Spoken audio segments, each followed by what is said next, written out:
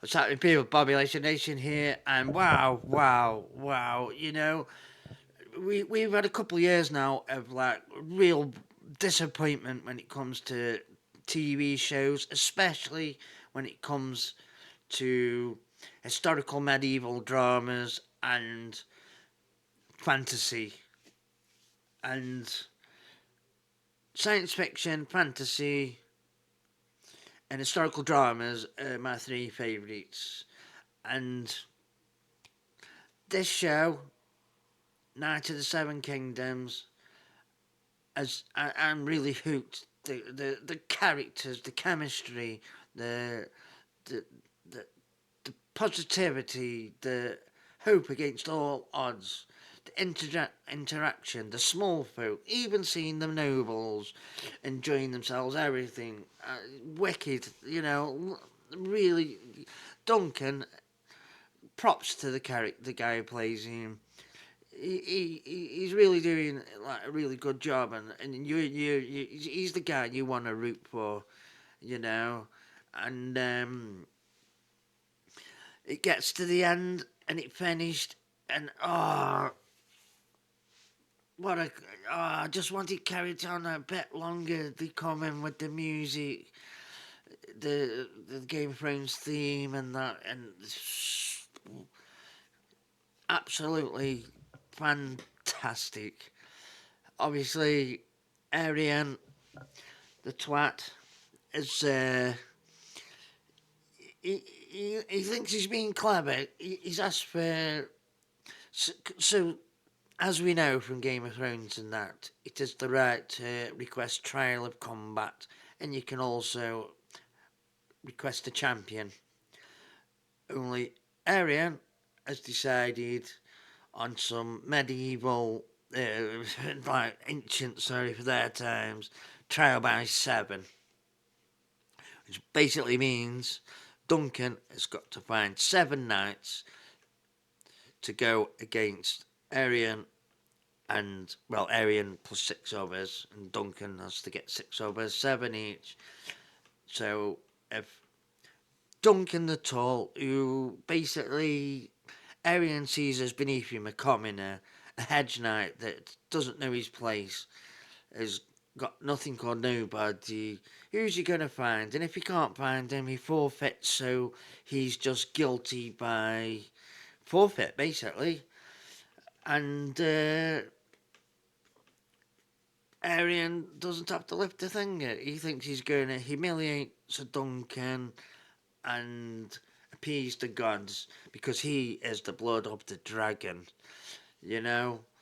But as Little Egg comes clean, goes to visit Duncan in jail, and says, well, he's locked up, don't you want to call it jail, but he apologises for who he is. He still wants to be squire, still wants to help the guy, he likes him, and then, you know, because he is the younger brother, as he makes clear, and as we know, Game of Thrones was based on the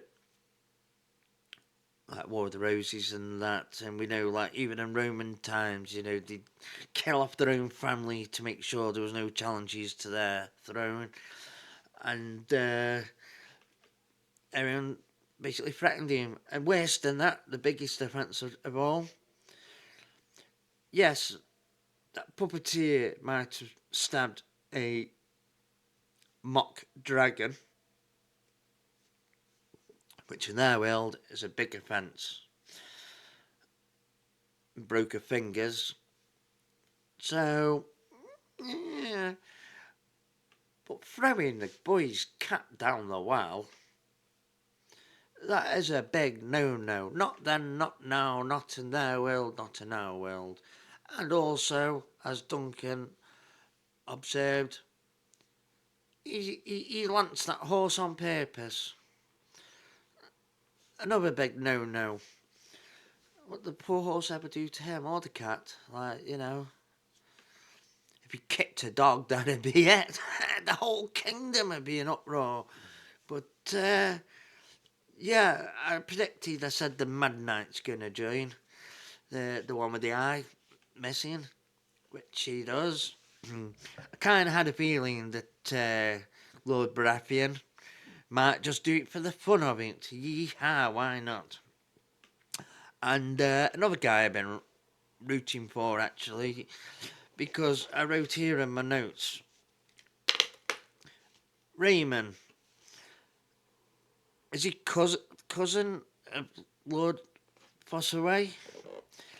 Because Lord Sir Fossaway, anyway, says, you're an honourable knight, we took an oath,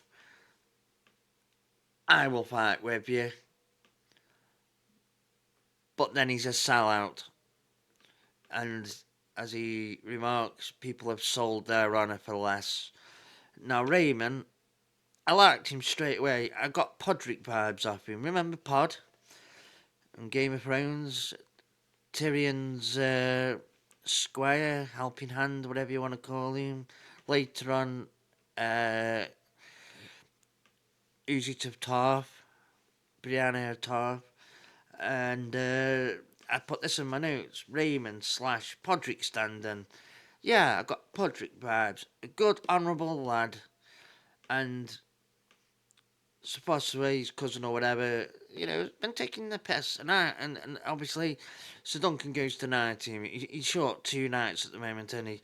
And so he goes to knight Raymond, only Lord Baratheon, because time's running out. Says to Duncan, you go do what you got to do, get another guy. I'll knight him, and I think that it's going to come down to Raymond somehow getting his own back on his Sir Fossaway, embarrassing him and basically being a traitor to the family name. Not sure about Lord Baratheon. I think he might survive it, or he's going to have a glorious death, and he seems to have that happy disposition where he'll see it as an honour to die for his beliefs or his family honour or whatever. And obviously we know Sir Duncan the Tall is going to come out on top. And I just didn't want it to end where it ended. But let's see the trailer for episode 5 now, shall we? Let's all. I love this picture. I'd like to actually get this picture printed off. Love it. I just think it's great. I need to fight honourably. Sometimes I think I buried my courage alongside the old man. Love this armour. Does look cool. This city is too small for us, Duncan. I never got nothing by waiting around. And so, I ask you Phone again, ringing again. how good a knight are you? Every video I make, my phone I always knew you rings. meant trouble.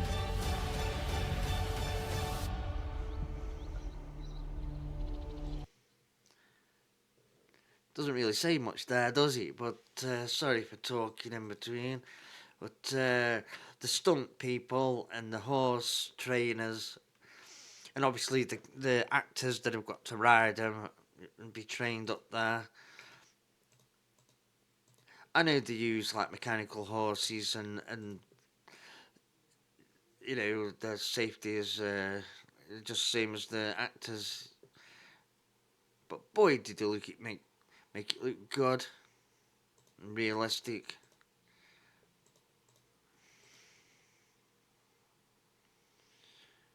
Some of this I always have trouble saying that word, cinematography. Fantastic. Again,